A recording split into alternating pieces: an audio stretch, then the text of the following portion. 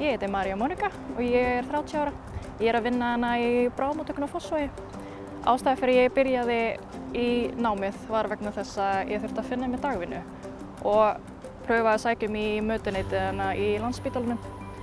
Og svo fæ ég vinnu í Bítubúð á Vífilsstöðum og kynnist umvinnunni þar í fyrsta skiptið og fann bara hvað þetta kallaði til mín og hvað þetta rosalega gefandi. Þannig ég var mjög fljót að færa mig yfir og bara út frá því skellti ég mér í sjúklinganám í Fjölubrautaskólanum í Ármúla. Það eru hefðbundin dagar hjá mér. Við byrjum á því að ná okkur í öryggisnapp.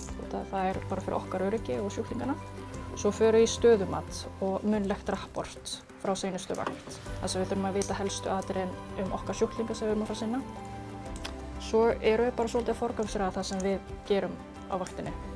Eins og við erum að taka lífsmörk klukkutíma, 8 tíma fresti.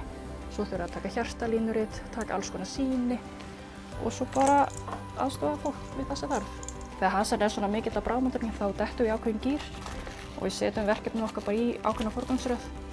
En við pössum það samt upp á hvort annað og passa að við fáum að fara í pásu og þetta árið er það mikið. Þannig að liðsheildin er alveg frekar góð. Þá mætti segja að við séum landslið í seglu. Það sem er mest gefandi að vera sjúkraliði að geta hjálpa fólki í sínum erfiðustu tímum, sína hlýju og umhyggju og vera til staðar fyrir þeim. Ef þú ert að spá í sjúkraliðanámið þá mæli ég hiklaust með að sækja um. Það finna allir eitthvað við sitt hæfi.